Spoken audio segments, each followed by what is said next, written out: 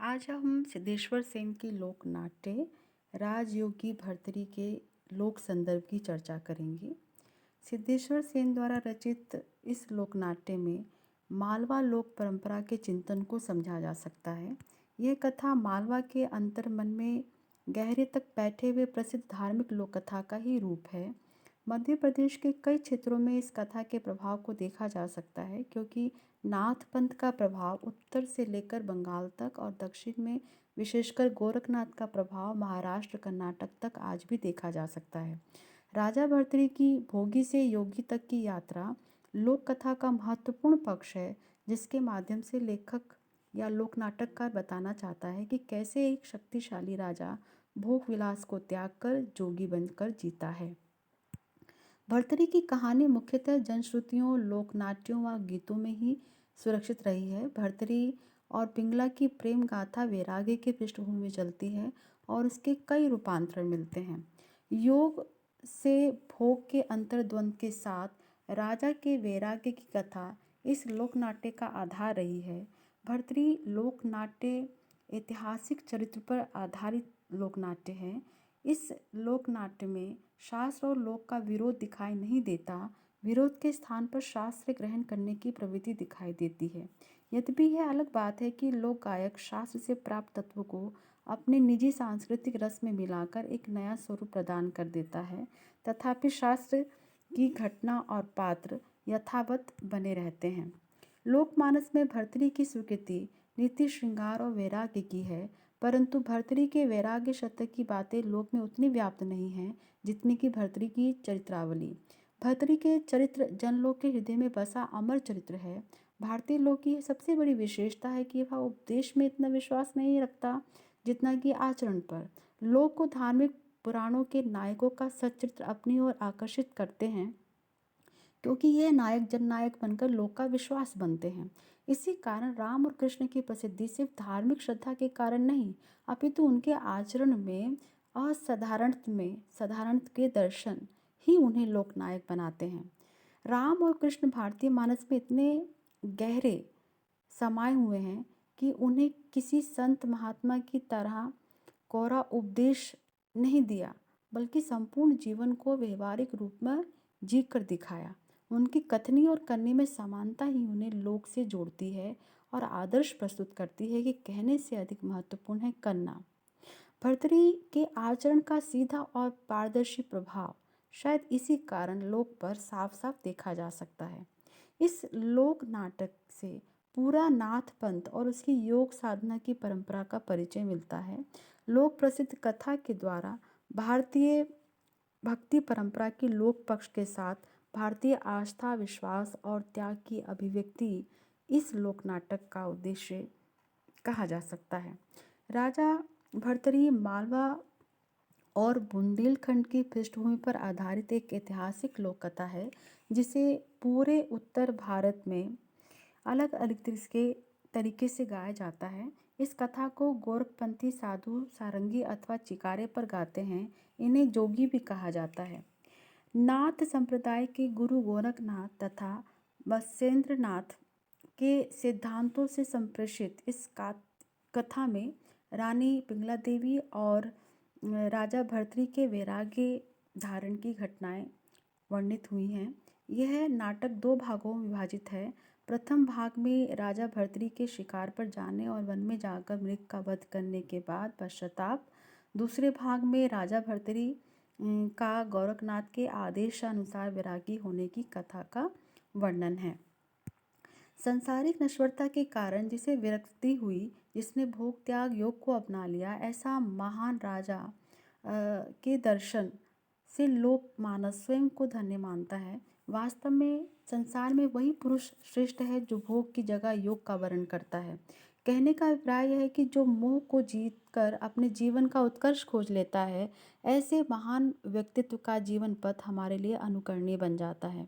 राजा भर्तृहरि को गोरखनाथ द्वारा शिष्य बनने के बाद ज्ञान की प्राप्ति से सत्य का भान होता है। शरीर नश्वर है, आत्मा सत्य है का एहसास राजा को योगी बनने के लिए प्रेरित करती हैं। ऐसे राजा भर्तृहरि को लोक ने अपने सिर आंखों पर ही नहीं बिठाया, बल्कि भर्तृहरि का जोगी रूप और वैराग्य वेश लोक में सम्मान सूचक बन गया। लोक ने राजा को आदर दिया लेकिन जोगी को श्रद्धा के साथ पूजा। भर्तृ के चरित्र में दया, करुणा और संवेदना आदि भाव ने लोक का मन जीत लिया। भर्तृ में करुणा भाव मृग के शिकार के बाद जगी थी। अपने कृत्य पर पछतावा तब अधिक बढ़ जाता है जब वह मृग को के द्वारा श्राप को प्राप्त करते हैं। श्राप के भय से भर्तृ के आत्मचिंतन से वैराग्य का भाव उपजता है। इस घटना के बाद जीव हिंसा के प्रति विरक्ति और निर्बल सबल सबके महत्व की स्थापना रेखांकित होती है। इतना ही नहीं, पूरे प्रकरण में लोक में पर्यावरण संतुलन के साथ दया और भक्ति के महत्व को भी दिखाया गया है। कहने का अभिप्राय है कि पूरा लोकनाट्य दुर्बल वंचित प्राणी के साथ साथ पशु पक्षी सबके लिए एक समान संवेदना की अभिव्यक्ति को लेकर आता है। एक बात और है जिसे केवल लोक ने ही अनुभव किया है, वह है मानवेतर सृष्टि की भाषा। लोक में समाहित भर्तृ की कथा पौराणिक तथा परंपरा प्रसूत जातीय स्मृतियों द्वारा पोषित पालित कथाओं के समान इसमें जीव जंतुओं की भाषा भी देखी जा सकती है। उनकी अपनी अनुभूतियाँ उसी स्तर की हैं जिस तरह मानवीय अनुभूतियाँ। उनकी वाचा शक्ति उतनी ही प्रभावी है जितनी कि मनुष्य, ऋषि या देवता की। लोक में चींटी भी उतनी ही महत्वपूर्ण है और जीने की अधिकारी है जितना हाथी या सिंह या मनुष्य। सह अस्तित्व की यह रोशनी लोक को अपनी प्रकृति सानिध्य जीवन निधि से प्राप्त हुई है। पशु पक्षियों के माध्यम से उपदेश देने वाले कथाओं की परंपरा हमारे यहाँ पंचतंत्र से देखी जा सकती है। लोक भाषा के प्रतीकार्थ उसकी बड़ी ताकत है। लोक अधिकतर प्रतीकों में बात करता है। लोकोक्तियों के संपदा का रक्षण इन्हीं अर्थों में आज जरूरी हो जाता है। भर्तृ की कथा में विरक्ति की बात, भर्तृ के जोगी बनने की कथा, हठ योग साधना की शब्दावली आदि प्रसंग प्रतीक रूप में लोक से ग्रहण की है। पिंगला की सतीत्व की परीक्षा प्रतीकात्मक रूप में स्त्री प्रेम की एक निष्ठा को व्यक्त करता है। बहन मेनावती से भिक्षा लेने बंगाल जाने का प्रसंग पूरे भारत में नाथ संप्रदाय के विस्तार और प्रचार का संकेत करता है। साथ ही इस मिथ की ओर इशारा करता है जहाँ ग्रामीण स्त्रियाँ अपने पति को पूर्व दिशा बंगाल जाने से अक्सर रोकती थी। इसका उल्लेख विदेशिया भिखारी ठाकुर में भी किया गया है। पूरे लोक नाटक में गोरखनाथ राजा को अपने शिष्यत्व पाने के लिए एक शर्त रखते हैं और कहते हैं कि राजा को रानी से पहली भिक्षा लेकर आनी होगी। महल जाकर भिक्षु बनकर पत्नी को माता कहकर भिक्षा लाने के बाद ही वह उन्हें अपने शिष्य बनाएंगे। गुरु का आदेश मानकर जाने कितने द्वंद्वों से गुजर कर राजा भर्तृ भगवा धारण करते हैं और राजमहल के द्वार पहुंचते हैं। वहाँ उन्हें पिंगला दिखाई देती है। पिंगला को देखकर आवाज़ लगाते हैं, अलख निरंजन माता पिंगला भिक्षाम देही। पिंगला जब राजा को देखती है उसका हृदय स्तब्ध रह जाता है, आंखों से जलधारा बहने लगती है। दुखी होकर संवाद करती है, उन्हें रोकना चाहती है लेकिन भर्तृ रुकते नहीं।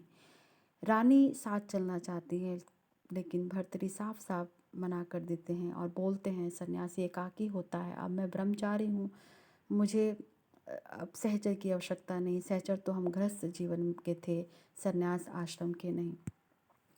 भर्तृ राज छोड़कर योगी बनकर अपनी बहन मैनावती से भिक्षा लेने बंगाल की ओर चल पड़ते हैं।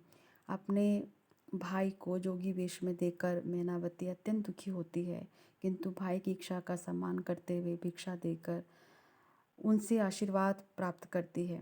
गोरखनाथ की परीक्षा में भर्तृ सफल होते हैं तब प्रसन्न होकर गोरखनाथ उन्हें अमरता का वरदान देते हैं। आज भी ग्रामीण समाज में राजा भर्तृ की लोक कथा का गायन और मंचन इसी श्रद्धा भाव के साथ किया जाता है। भर्तृ के संदर्भ में सिर्फ उनकी कथा ही नहीं बल्कि पिता गंधर्वसेन, भ्राता विक्रमादित्य, बहन चंद्रावल व पुत्र गोपीचंद सबकी स्वतंत्र लोक कथाएँ प्रसिद्ध हैं और इस तरह लोक गाथाओं वाला यह संभवतः सबसे लोकप्रिय परिवार माना जाता है। और आज भी भर्तृ के राजा से योगी बनने की कथा बड़े श्रद्धा और प्रेम के साथ सुनने सुनाने की परंपरा पूरे मध्य प्रदेश में देखी जा सकती है। भर्तृ का योगी बनना जीवन का लक्ष्य स्पष्ट होकर आत्मस्वरूप को पा लेना है। भर्तृहरि अपने वैराग्य के माध्यम से जीवन का सत्य उद्घाटित करते हैं और यह सत्य है लोक का सत्य। लोक में इस सत्य को न केवल सम्मान दिया अपितु भोग से योग की यात्रा ने जोगी भर्तृहरि के चरित्र को लोक में अमर बना दिया।